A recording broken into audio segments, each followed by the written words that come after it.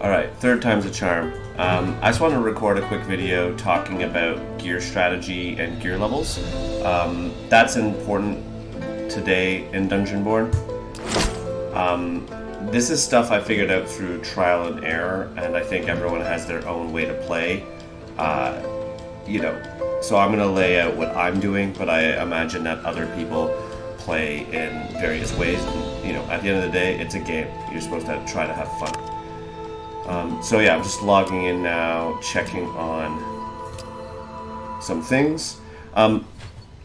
Right away, if you aren't auctioning or aren't bidding, I do recommend it because you can get great gear. So you're talking about, okay, I don't know why I have these even in here. I think I bid on these by accident, Rings of Intelligence and Faith. But in terms of dex rings, it's hard to roll and find rings with dexterity and strength. So what I like to do in my mind is think this ring is worth 8 points. If you think about it, 8 points is a lot for a ring. When you're building out your character, you're trying to hit these sort of totals, these numbers to unlock your powers. So rings are one of those really interesting pieces of equipment that can have anywhere from just 4 points, if you just think about the number of points, all the way to 8 points. You can have up to 7 plus I think 3, so 10, maybe even 11 points on a ring. So 4 versus 11, right? That's 7 point difference. If you think about 2 rings, that's 15 extra points for the same gear level. You might be a very different character with 15 extra points, right? You'd imagine if I had 15 extra points here, I might be able to, unlock a stamina bonus or have a lot more damage. So just thinking about designing your character, I think thinking about how many points you have available and where you put those points kind of sets you up to have the right frame of reference. Now, in terms of your fight difficulty and who you're going to end up facing off against, that's going to be your gear level. So, when thinking about designing your character, maximizing the amount of points per gear level is a sensible approach in terms of your powers. So in terms of your powers, it's points, right? The amount of points and where you put them, divided by your gear level. That's kind of like your power, if you want to think of it. The other side of things is to think about your overall defense level and your overall attack level.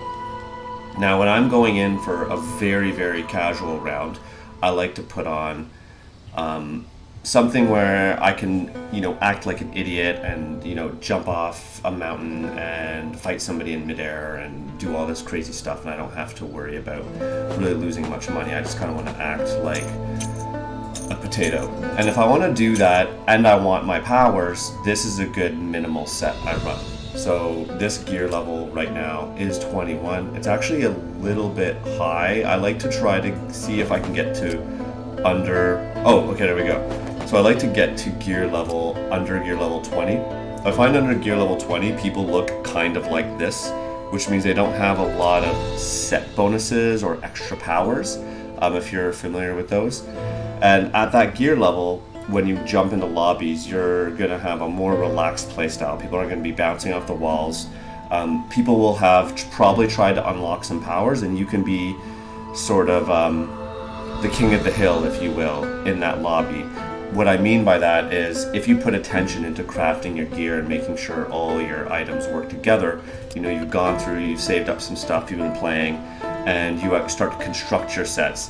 Then you can start to construct sets that give you more powers, or say this set is very defensive, so in this lobby I would have some okay attack, pretty good defense, and a lot of speed so I can get around, right? Conversely, you can have a similar gear level build, right? But you might say, I want to practice doing assassinations. And if you want to practice doing assassinations, you might then instead throw something like this on. And this actually is a similar attack level. It's a little bit higher. So 21, so a little bit higher. I don't have my Featherfoot bonus, so I might fiddle around with the build a little bit to see if I could, again, try to get close to Featherfoot. But what's interesting here is my attack level. So each attack level is worth 2% extra damage. So, going from 0 attack level to 2 4s is 8 levels increase. right? So that's 16% more damage from attack level. So your 120 or your 200 hit will be more like 230, 240.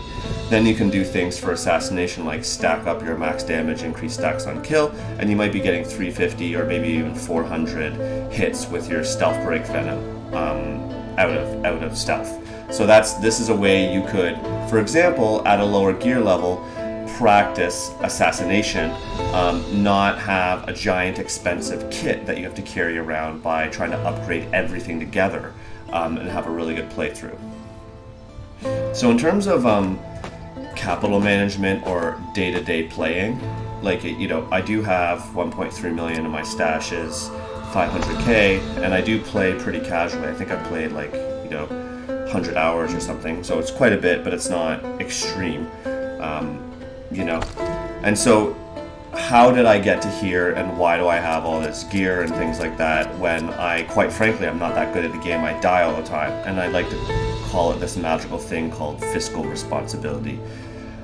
And what I mean by that is, if I do a run and I die, I push myself down to the bottom of the hill.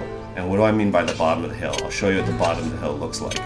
The bottom of my hill, my economic hill, looks like this. This is the bottom of my hill, right? I have these bonuses. I've thought about this long and hard. This is the minimum set I'm willing. Oh, obviously you need swords, right? So the bottom of my hill is this build today, right? It gives me Evaporate, which is good for PvE, less good now, to be honest, with the cooldown, but it's still okay. Stealth Break Venom, really great. And it has a low gear level, so I'm not going to be matching up against, heroes. There might be some purple people in there, but it won't be too crazy. Okay movement speed. My critical strike chance is kind of bad, and this would be by, I'm playing really badly. This is what I go in with. When I extract or when I escape, what I do is, if I lived, I'll probably made between 9 and 20,000 gold. I take about half of that and invest in this character. I kind of treat it like a roguelike, and I think, okay, I got 20k to work with, let me spend 10 of that. So I just look at the number, divide by usually 2, and I take half of it and spend it on my character. And I know the value of these things, so when I spend it, I also count spending from my stash. My stash has value. So I'll say like, okay, 1,000, 2,000, like maybe closer to 3 now, 2,000, 2, 3, 4,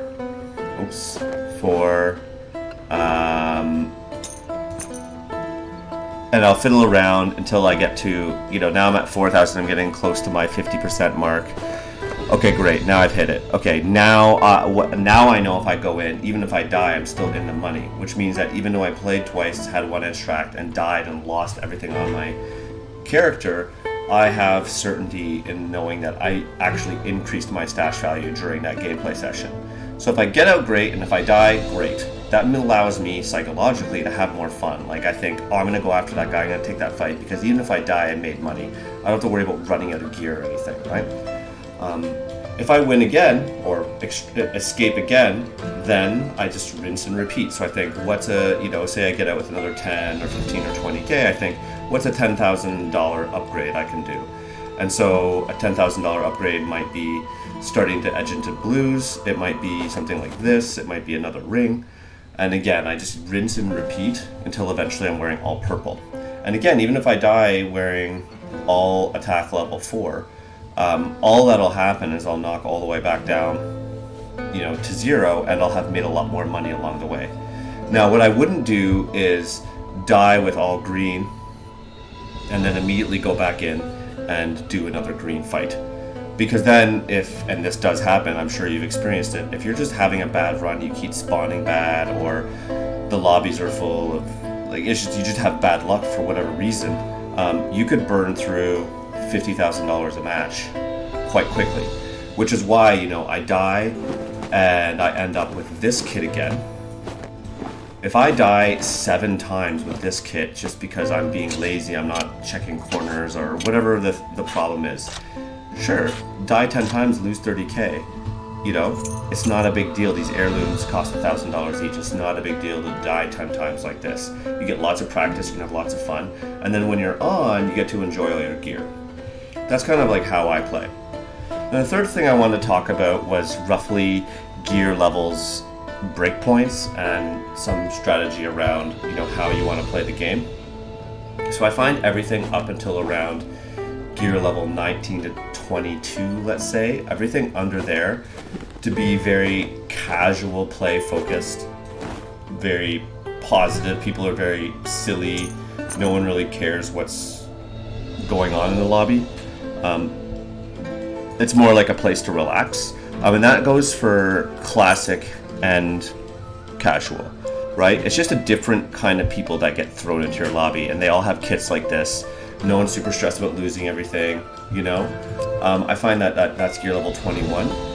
What I personally find, and I don't know if this is just because I'm a rogue and the pick rate of rogue is high, but I find as soon as I have some pre-made stacks here. So I find if I threw on this pre-made stack, let's say, I don't even remember what this is. We'll see in a second. It might be a stamina build. This is just a strength build. So this is a strength X build. It's just for doing damage. It's not even optimized for too much for speed. This build, anyway. So I find if I throw this build on, my gear level is 36. It's not 40. It's just getting to the level where I'll go into a lobby with a bunch of tryhards. And the problem with this gear levels, you'll notice I don't have anything special on this gear. So conversely, what you might notice is that, there's a such thing as special gear, there are set bonuses. And so if I have this gear level, people that have the same gear level, but also Tangling Chain, and also maybe they have a secondary set bonus as well, so they might have Tangling Chain and Dragon Scale, right? So these are people that will essentially have a 200 hit point advantage on me that I'm fighting. Plus you'll have some purple in there because you'll have your gear score of 45s or your maximum gear score people. All of a sudden, even though the price to pay is substantially higher, you're actually at a disadvantage. One of the reasons you're at a disadvantage is because what are you spending your gear level points on? Okay, you're spending your gear level points on defense. Okay, when's the last time as a rogue your defense helped you? So you're paying to enter a higher lobby, right? You're paying gear level 36. I also noticed that when I play a game at a higher gear level, I don't necessarily get higher level loot. Like I think the highest I ever got was like 47,000. Sometimes you get a 20,000, but honestly, 15 to 20 when you go in fully geared is what I usually get. Whereas I find a lower gear score, I easily get 9 to 15 regularly. So in my mind, it's like, well, why am I putting on all this extra gear to fight people that are going to have better gear than me, to make the same amount of money and expose myself to more risk, right? Whereas, imagine I try to get this gear level down. So imagine I go back to my stash and I think, well, hold on a minute. Let me actually put this set back because I don't want to forget. So I organize my sets a little bit so that, I have certain bonuses planned out already, and then I just keep them that way.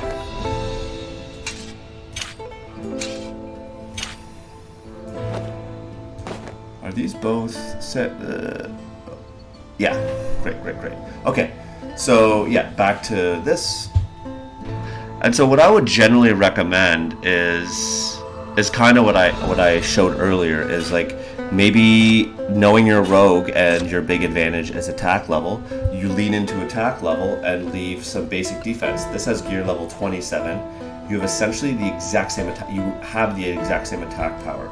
These defensive properties, other than I think the critical strike damage, is literally higher on the green in this case. You're not getting much extra dex or strength from these sets. So the only difference is defense level, which as a rogue, your defense is not getting hit. Your defense is not worthless. Your defense is your stats. So really all you care about past maybe green, so you can take a couple hits, is attack level. So the strongest rogue out there with the minimum gear level, it looks like this, because you have your maximum dexterity bonus. You might be able to eke out a few points with rings, right? Maybe you have some really great rings on. You know, you could even min-max and try to get like Tiny Torment or something on your weapons, or Storm Rage or something, and the rest of your gear is green, and your gear level might be hovering around 27 to 30, and instead of, you'll be one notch lower. So that means at your gear level you'll be the maximum, but it's also cheaper, you know. So in my mind, it's just about, again, trying to look at your outcomes. What's your class trying to get? What's your class's primary attribute? And trying to plan your set around that so you're armored best. And some people might not like this part of the game. I actually think it's really fun and nerdy. I had fun trying to figure out how to maximize all these little attributes for my character. I had fun thinking about whether to lean into attack or whether to lean into defense. I like preparing these pre-made sets, which I have laid out here, which have set bonuses planned out and amulets and everything. I think that's a fun part of the game. I'm a bit nerdy that way. And it makes the game easier and rewarding. I don't think it's a game that you'll do very well if you just throw on some random gear that's a higher level of color and run in. I think you're going to run up against people who've maximized their character at the level. So my main takeaway would be, when it comes to planning your character, is to know what you're going after. You know, like this character, I'm obviously going after, speed and damage. And so, planning your stats around speed and damage, and then trying to come in at the minimum gear level for the powers you want. I would say, personally, I wouldn't start wearing a ton of blue or any blue or purple, any 3 or 4, unless you're going to spend the time to try to attach your set bonuses. And then I would just sell this stuff and play around in the 20s. Because that's where people have Frankenstein sets and you won't run into a bunch of people with set bonuses. If you want to play the set bonuses game, the way you got to play it is, you got to find a bunch of good gear, and that means going onto the auction house. And magic is a good place to start. A lot of people that are doing the set bonus stuff are focused on purple and legendaries. But if you just start with magic, you can kind of create yourself a good Fairy of the Lake, Tangling Chain, whatever set. And if you chase your gear down, you could do buyouts, but a lot of this stuff is cheap. Like 2k Tiny Torment, why not? Get a little bit extra damage. 2k Tangling Chain, like this stuff, you could put together a pretty sick set for 10, 15k if you manage your bids. And you can end up with some really great stuff. And unfortunately, I'm winning the Rings of Faith that I don't want, which is fine. I think I actually got that for less than it would sell at the store. No, I didn't. Oh, that's too bad. Yeah, I don't need this. I might be able to put it, to be honest, I get 2 decks, so I might be able to just put it on just to get my Tangling Chain bonus. Anyway, that's kind of how I outfit my character. And again, from money management, how to scale up, how to manage my stats, how to think about how to place gear on your character. That's kind of what I do. And that's why I generally always have money, resources, and am kitted well for whatever match I go into. And then that makes the fights easier, and it makes everything else a little bit more fun because I have the powers I like. Yeah, that's it. Thanks very much, and I hope you have a good day. Okay, bye.